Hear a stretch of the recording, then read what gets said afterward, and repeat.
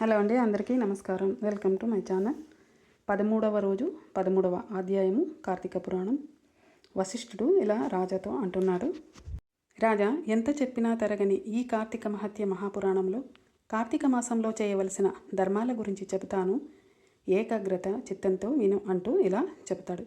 తప్పనిసరిగా చేయవలసినవి, చేయకపోవడం వలన పాపం కలిగించేవి అయిన ఈ కార్తీక మాసంలో ధర్మాలన్నీ కూడా ఆ తండ్రి అయిన బ్రహ్మదేవుని ద్వారా నాకు బోధించబడ్డాయి.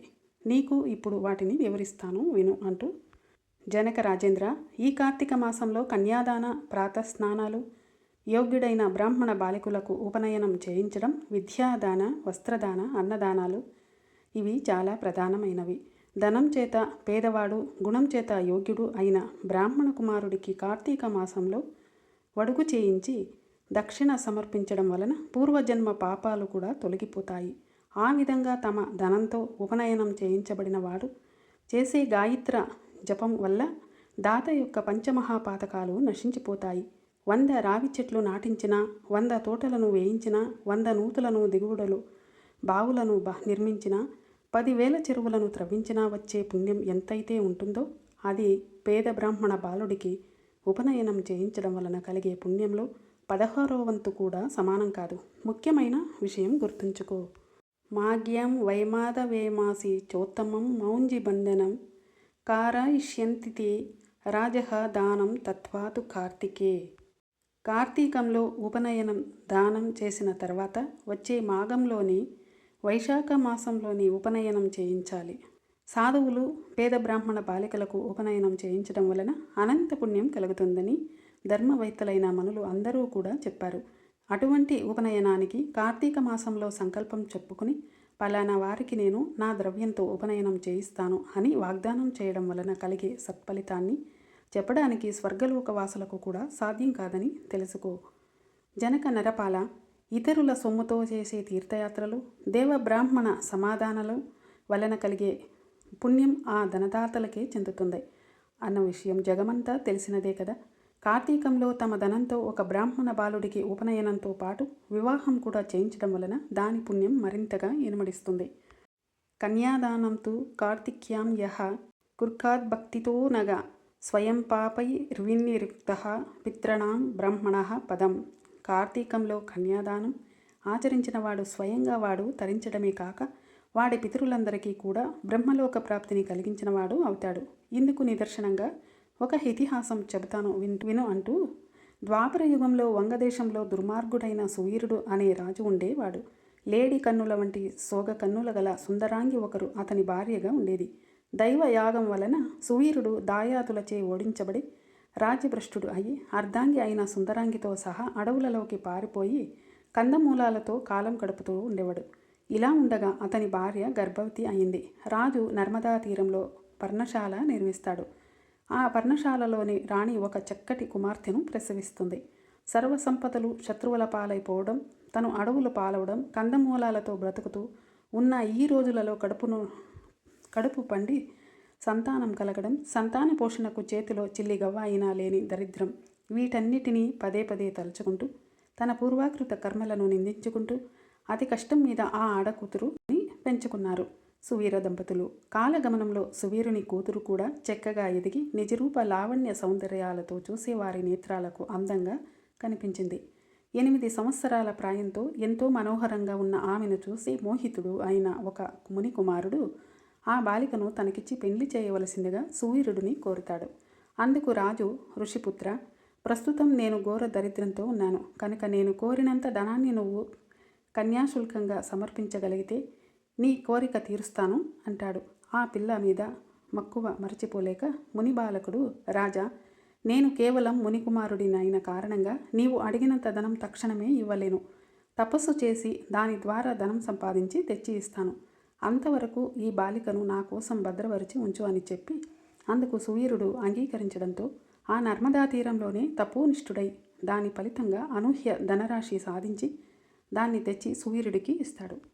ఆ సొమ్ముకి సంతృప్తి చెందిన రాజు తమ ఇంటి ఆచారం ప్రకారం తన కూతురిని ఆ ముని యువకుడికి ఇచ్చి ఆ అరణ్యంలోనే కళ్యాణం జరిపించేస్తాడు. ఆ బాలిక భర్తతో కలిసి వెళ్ళిపోయింది. కన్యాశుల్కం ద్వారా లభించిన సొమ్ముతో రాజు తన భార్యతో సుఖంగా ఉంటాడు. దాని ఫలితంగా సూర్యుడి భార్య గర్భిణి అయి మళ్ళీ ఒక ఆడపిల్లను ప్రసవిస్తుంది. దానికి రాజు చాలా ఆనందించాడు.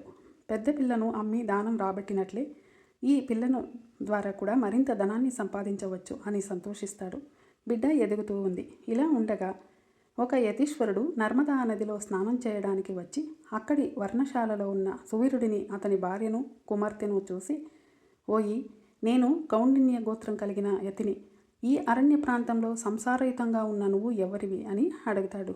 యతీంద్రుడు ప్రశ్నకు జవాబుగా, అయ్యా, నేను వంగదేశాధీశ్వరుడైన సువీరుడిని. దాయాదుల వలన రాజ్యభ్రష్టుడనై ఇలా అడవిలో జీవిస్తున్నాను.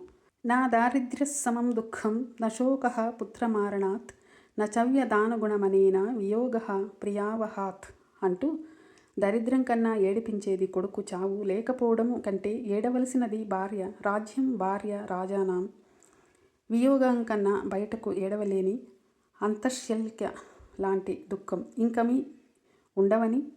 ఇంకేమీ ఉండవని తమకు తెలిసినదే కదా. ప్రస్తుతం నేనా విధంగా కందమూల ఆహారం తినడంలో ఈ అరణ్యమే శరణ్యంగా బ్రతుకుతున్నాను. ఈ అరణ్యంలోనే తొలిచూలుగా నాకో కూతురు పుట్టింది. ఆమెను ఒక మునికుమారుడికి అమ్మి ఆ ధనంతో ప్రస్తుతానికి సుఖంగానే ఉంటున్నాను. ఇది నా రెండవ కూతురు. ఈమె నా భార్య. నా గురించి ఇంకా ఏ వివరాలు కావాలో అడిగితే చెబుతాను అంటాడు సువీరుడు. సువీరుడు ఇచ్చిన సమాధానానికి ఆశ్చర్యపోతూనే ఆ యతీంద్రుడు, ఓ రాజా, ఎంత పనిచేశావు, మూర్ఖుడివి, అనంతమైన పాపాన్ని ప్రోగు చేసి పెట్టుకున్నావు. కన్యా ద్రవేణాయా జీవే దసిపత్రం సగచ్చతి దేవా ఋషినపిత్రం క్యాపి కన్యా ధ్రువేణ తర్పయేత్ శాపం దాస్యంతి తే సర్వజన్మజన్మన్య పుత్రతాం. ఆడపిల్లను అమ్ముకుని అలా వచ్చిన డబ్బుతో జీవించేవారు మరణం తర్వాత అసిపత్రం అనే నరకం పాలవుతాడు. ఆ సొమ్ముతో దేవఋషి పితృగణాలకు చేసిన అర్చన తర్పణాదుల వలన ఆ దేవ ఋషి పితరులు అందరూ కూడా నరకాన్ని చవిచూస్తారు.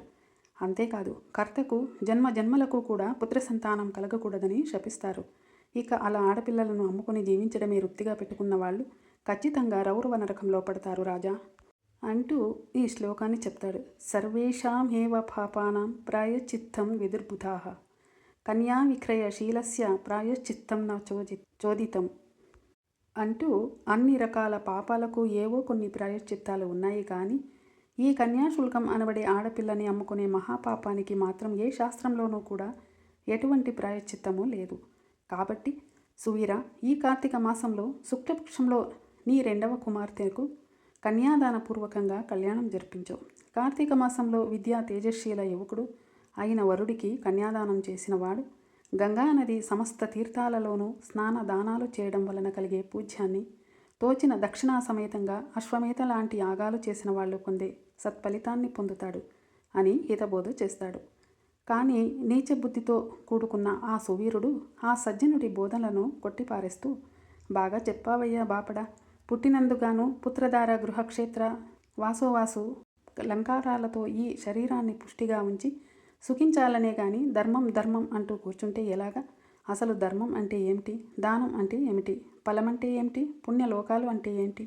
అయ్యా ఋషిగారు, ఏదో రకంగా డబ్బును సంపాదించి భోగాలు అనుభవించడమే ప్రధానం. పెద్ద పిల్ల విషయంలో కంటే అధికంగా ధనం ఇచ్చేవాడికి నా చిన్నపిల్లను కూడా ఇచ్చి పెండ్లి చేసి నేను కోరుకునే సుఖభోగాలు అన్నీ అనుభవిస్తాను. అయినా నా విషయాలు అన్నీ నీకెందుకు?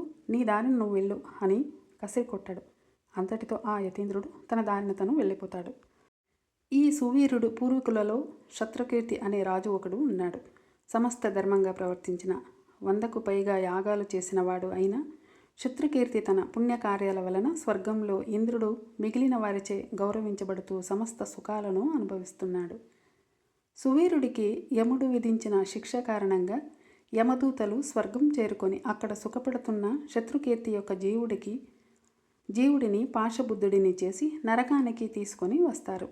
ఆ చర్యకి ఆశ్చర్యపడిన శృతికీర్తి యముడి వందు నిలబడి, స్వర్గంలో ఉన్న నన్ను ఇక్కడికి ఎందుకు రప్పించావు? నేను చేసిన పాపం ఏమిటి అని నిలదీసి అడుగుతాడు. మందహాసం చేశాడు ఆ మహాధర్ముడు. ఇలా చెప్పడం మొదలుపెట్టాడు. శృతికీర్తి, నువ్వు పుణ్యాత్ముడివే, స్వర్గ అర్హుడివే. కానీ నీ వంశీకుడు అయిన సువీరుడు అనేవాడు కన్యను విక్రయించాడు. అతగాడు చేసిన మహాపాపం వలన అతని వంశీకులైన మీరు అంతా నరకానికి రావలసి వచ్చింది. అయినా వ్యక్తిగతంగా అత్యధిక పుణ్యాత్ముడివి అయినందువలన నీకొక అవకాశం ఇస్తున్నాను. పరమ పాపకృత్యం చేసిన సువీరుడి రెండవ కుమార్తె నర్మదా నదీ తీరాన గల పర్ణశాలలో తన తల్లితో జీవిస్తూ ఉంది. ఆ బిడ్డకి ఇంకా వివాహం కాలేదు. కాబట్టి నువ్వు నా అనుగ్రహం వలన దేహి భూలోకవాసులు గుర్తించే శరీరివై అక్కడకు వెళ్ళి అక్కడ మునులకు ఈ విషయాన్ని చెప్పి కార్తీక మాసంలో ఆ బాలికను యోగ్యుడైన వరుడికి ఇచ్చి కన్యాదాన విధానంగా పెళ్లి జరిపించు.